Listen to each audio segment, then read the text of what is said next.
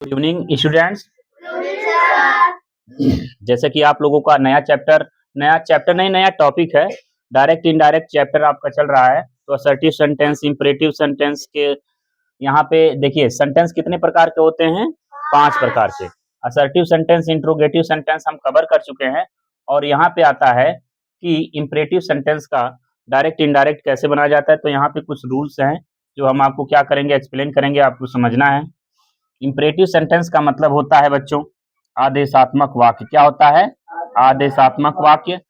जिस वाक्य में ऑर्डर, एडवाइस, रिक्वेस्ट किए गए हों तो उसे इंपरेटिव सेंटेंस कहते हैं। इसमें कर्ता यू छिपा रहता है।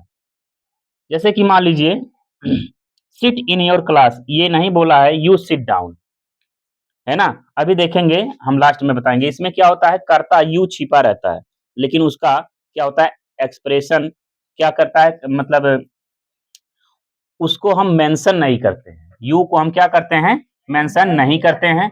वाक्य की क्रिया से प्रारंभ होता है। किससे प्रारंभ होता है? वाक्य की क्रिया से प्रारंभ होता है। अंडरस्टैंड। अब देखेंगे रूल नंबर 1 क्या कहता है इस तरह के सेंटेंस में। रिपोर्टिंग वर्ब सैड को भाव के अनुसार इस प्रकार बदलते हैं। अगर मान लीजिए ऑर्डर है तो ऑर्डर्ड को किस में बदलेंगे?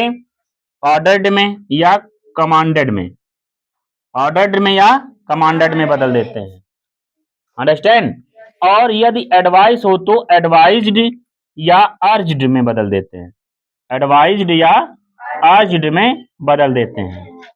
समझ में आ रही है बात? यहाँ पे यदि रिक्वेस्ट हो तो रिक्वेस्टेड या बेग्ड या इम्प्लोर्ड में बदल देते हैं। किस में बदल देते हैं? इम्प्लोर्ड में बदल देते हैं, आदि में बदल देते हैं। अब देखेंगे कैसे। रिपोर्टेड स्पीच में वर्ब के पहले टू, यहाँ पे बच्चों कनेक्टिव वर्ड क्या है? टू है। पहले में दैट लगता था, इंट्रोगेटिव में WH फैमिली मेंबर का लगा, और इसमें क्या आ गया?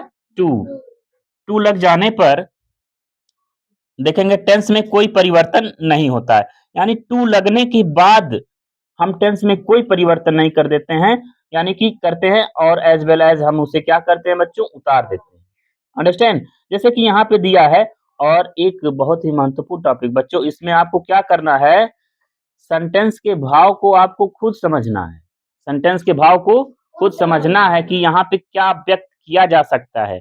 यहाँ पे रिक्वेस्ट एक्सप्रेस हो रहा है, ऑर्डर एक्सप्रेस हो रहा है, एडवाइस एक्सप्रेस हो रहा है, रिक्वेस्ट एक्सप्रेस हो रहा है। अंडरस्टैंड।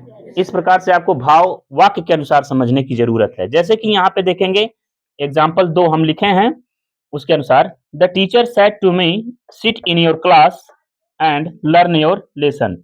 अध्यापक ने मुझसे कहा अपने कक्षा में बैठो और अपना पाठ याद करो, और अपना पाठ याद करो। तो एक शिक्षक है और एक टीचर है, जो वो अपने स्टूडेंट्स को क्या देता है? ऑर्डर देता है। क्या देता है? ऑर्डर देता है। रिक्वेस्ट नहीं करता है, ना ही एडवाइस देता है, खाली क्या करता है? ऑर्डर देता है। तो यहाँ पे हम उसे बदलने के लिए देखेंगे क्या करेंगे। The teacher ordered me to sit in my class and learn my lesson. Understand. अब देखिए दूसरे भाव के अनुसार दूसरा sentence. He said to his friend, उसने अपने मित्र से कहा वर्क हार्ड। एक मित्र है, मान लीजिए संतोष है, तो सोनू से क्या कहेगा? ये संतोष है, ये सोनू है। संतोष ने सोनू से क्या कहा? वर्क हार्ड, कठिन परिश्रम करो, मेहनत करो। तो उसे आप क्या मानेंगे? ऑर्डर मानेंगे या रिक्वेस्ट मानेंगे? नहीं, उसे हम क्या मानेंगे? एडवाइस मानेंगे, कि एक दोस्त दूसरे दोस्त को क्या दे रहा है? सलाह दे रहा है। तो यहाँ पे क्या हो जाएगा? ही एडवाइज्ड हिज फ्रेंड, उसने अपने मित्र को क्या दिया? सलाह दिया। टू वर्क हार्ड, कठिन परिश्रम करने के लिए या मेहनत करने के लिए। अंडरस्टैंड।